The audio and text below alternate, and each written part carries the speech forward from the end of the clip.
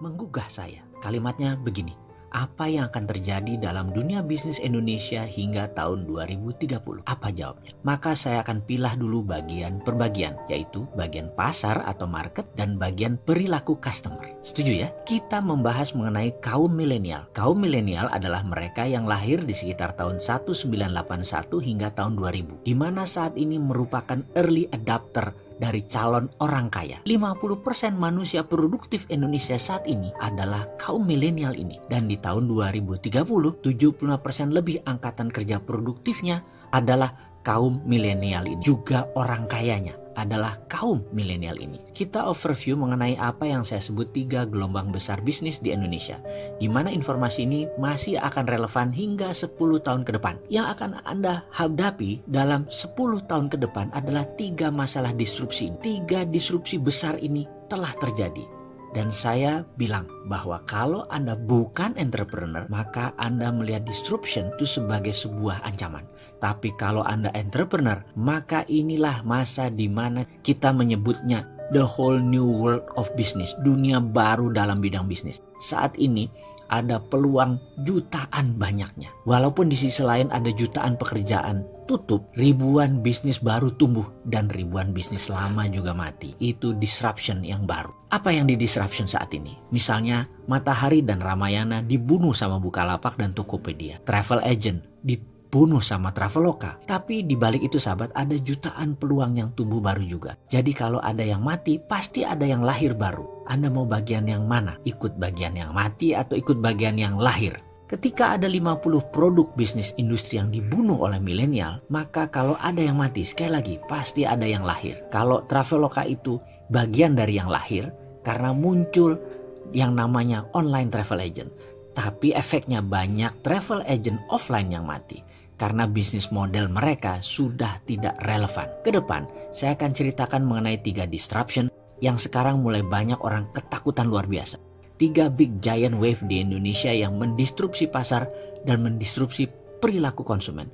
Terutama perusahaan-perusahaan kayak Indofood, Astra, Mayora, Kalbe Farma yang besar-besar itu shock sekarang. Karena tiba-tiba muncul pemain yang sama sekali tidak dikenal. Tiba-tiba muncul, tiba-tiba merusak semuanya. Gojek misalnya baru 9 tahun. Ada yang tahu berapa market value-nya? Lebih dari 10 billion dolar. Kalau dirupiahkan berapa? 150 triliun. Itu uang semua, nggak ada kertasnya. Garuda, Anda tahu berapa market valuation-nya? Nggak nyampe 40 triliun. Yang satu 9 tahun, yang satu 40 tahun, bayangkan. Dan yang 40 tahun itu merangkaknya pelan-pelan. Sampai sekarang nggak nyampe tuh angka 100 triliun. Yang satu lagi eksponensial dalam 9 tahun melejit hingga lebih dari 150 triliun. Jadi perusahaan milenial itu seperti tidak ada asetnya. Sahabat, jangan bangga Anda kerja seperti di Astra, di Indofood karena pegawainya ribuan, karena gedungnya di Tamrin atau Sudirman. Sekarang anak-anak milenial nggak bangga kerja di perusahaan begituan karena mereka bangganya kerja di perusahaan yang digital. Misalnya Gojek itu menjadi inceran banyak orang. Padahal Gojek asetnya apa? Gojek nggak punya aset. Motor nggak punya, mobil nggak punya, Gojek nggak bayar BPJS, nggak bayar gaji supir ojek. Intinya aset Gojek kecil. Karena itu bisnis mereka bisa besar karena asetnya kecil. Ini aneh dengan bisnis yang zaman dulu. Asetnya besar-besar gitu ya, dan hutangnya besar. Ini tidak. Sekali lagi, di sisi lain, Netflix itu pegawainya cuma 6.000 orang. Valuationnya lebih dari 160 triliun. Kantor aja nggak punya. Jadi omsetnya luar biasa walaupun asetnya kecil. Karena itulah kunci bisnis digital, asetnya kecil. Lalu diskusi apa yang kita akan seriuskan? Kita akan diskusikan pertama tentang millennial disruption. Kenapa millennial disruption? Karena cirinya sama, yaitu membunuh yang telah eksis lama. Contoh, musik rock. Sekarang saya tanya, ada nggak grup musik rock yang digawangi oleh kaum milenial? Ada nggak? Dulu ada Guns N' Roses, ada Scorpion, ada Dream Theater. Kenapa? Karena musik rock tidak disukai oleh milenial. Milenial sukanya musik apa? Musik hip hop. Ada 50 produk bisnis industri yang dibunuh milenial. Dan itu bukan kata-kata saya, tapi itu kata-kata riset. Semua ada risetnya.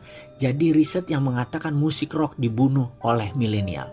Sahabat, sejak 2017 untuk pertama kalinya album musik rock dilampaui oleh album musik hip hop. Jadi ada satu yang nyungsep pelan-pelan, ada satu yang naik. Pertanyaan pengingat, Anda mau yang nyungsep atau ikut naik? Misalnya lain lagi, Grup lawak itu dibunuh sama milenial. Sri Mulat sudah nggak ada. Dulu ada Jayakarta Group, hilang semua, dibunuh sama milenial. Karena milenial nggak suka dengan grup lawak. Sukanya apa? Sukanya stand up comedy. Dan saya itu kalau nonton Sri Mulat tuh ngakaknya luar biasa. Tapi kalau milenial nonton Sri Mulat, itu lucunya di mana Sri Mulat itu? Nggak ngerti dia itu sebaiknya. Kalau saya lihat stand up comedian, itu lucunya di mana? Tapi milenial itu bilangnya lucunya minta ampun. Jadi dua generasi ini berubah luar biasa. Dan cita rasa humor juga bergeser. Kecintaan terhadap musik juga bergeser. Lalu apalagi yang bergeser dan bagaimana menyikapinya? Kita diskusi lebih lanjut tentang digital disruption. Semua hal nanti akan digantikan oleh robot. Apa yang bisa mekanik dan elektrik pasti diganti robot. Jadi manusia semuanya nanti bisa digantikan oleh AI, Artificial Intelligence. Disrupsi digital ini akan banyak menelan bisnis bergaya tradisional. Bayangkan gerakan digital disrupsi ini seperti gerakan vortex, yaitu gerakan baling-baling pesawat. Baling-baling itu kalau muter makin kencang dan makin banyak dayanya, makin melumat putarannya ke dalam. Ini gambaran industri. Mana yang makin ke tengah, mana yang makin mendekat dengan titik lumatan, makin hancur-hancuran bisnis itu. Pertama yaitu Google dan Facebook. Mereka adalah industri yang paling cepat mendisrupsi sekaligus paling cepat terdisrupsi. Dalam 10 tahun ke depan akan terjadi perubahan dalam dunia sosial media dan dunia search engine, di mana mungkin saja tetap Google yang memimpin, namun sudah bergeser jauh kefungsiannya dari saat ini. Kedua, media akan terdisrupsi yaitu media mainstream. Kompas, Femina, Jawa Pos, RCTI, TVRI tidak tahu lagi sampai kapan. Namun di tahun 2030 rasanya semua itu menjadi dinosaurus, hilang. Contoh saat ini ya, Net TV itu tiba-tiba melay-off banyak karyawan. Persaingan mereka itu dengan individu yang asetnya minim. Bayangkan Net TV itu asetnya heavy sekali dalam overhead. Dan bagi perusahaan, overhead yang besar itu adalah kanker bagi perusahaan. Dibandingkan dengan apa? Dibandingkan dengan Ria Ricis, ya jelas aja penontonnya lebih banyak Ria Ricis. Kenapa? Karena lebih disenangi saat ini. Bayangkan, Net TV itu investasinya 3 triliun untuk dapat viewer 1 juta per hari. Channelnya Bosman Mardigu itu 1 juta juga viewernya per hari. Dari YouTube, IG, dan FB. Modalnya berapa? Kecil sekali. Atta Halilintar per hari itu 7 juta viewer. Deddy Corbuzier itu 6 juta viewer. Raffi dan Gigi itu 10 juta viewer per harinya. Modalnya nggak sampai semiliar. Bubrah itu semua media mainstream. Apalagi nanti waktu 5G hadir di Indonesia tahun 2020 dan 2021. Generasi milenial dan generasi Z tidak nonton TV. Nontonnya semua berbasis internet. Ketiga, apa yang terdisrupsi? Retail shop.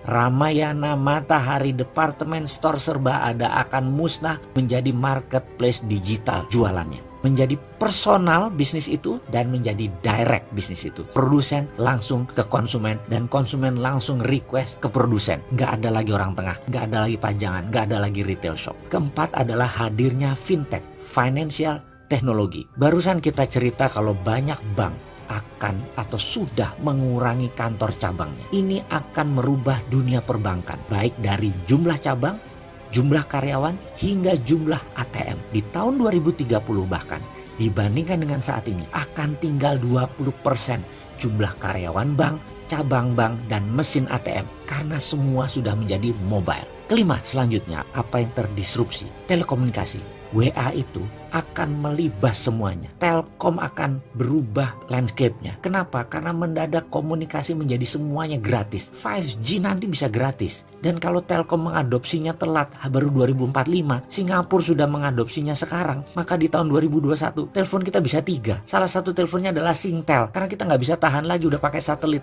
Semua wilayah Indonesia di cover dan gratis. Mampus itu Telkom. Tapi itu adalah bisnis yang terjadi bahwa telekomunikasi akan terdisrupt kalau tidak cepat-cepat melakukan perubahan game changing. Kenapa? Karena telekomunikasi merubah dari more for less jadi more for zero. Itulah yang dilakukan oleh digital company. Mereka menghasilkan more for zero. Itulah ciri digital disruption. Keenam, apa yang terdisrupsi kemudian? Edukasi. Edukasi nanti tidak akan pakai ruang kelas dan guru lagi. Apa yang dilakukan? Mereka menggunakan digital, ruang kelas tidak sebanyak sekarang lagi. kampus dan sekolahan itu tinggal separuh kebutuhan ruang kelasnya karena semua digital. Guru dan dosen tinggal separuh dibandingkan saat ini. Karena itu akan terjadi disrupsi gila-gilaan di bidang edukasi.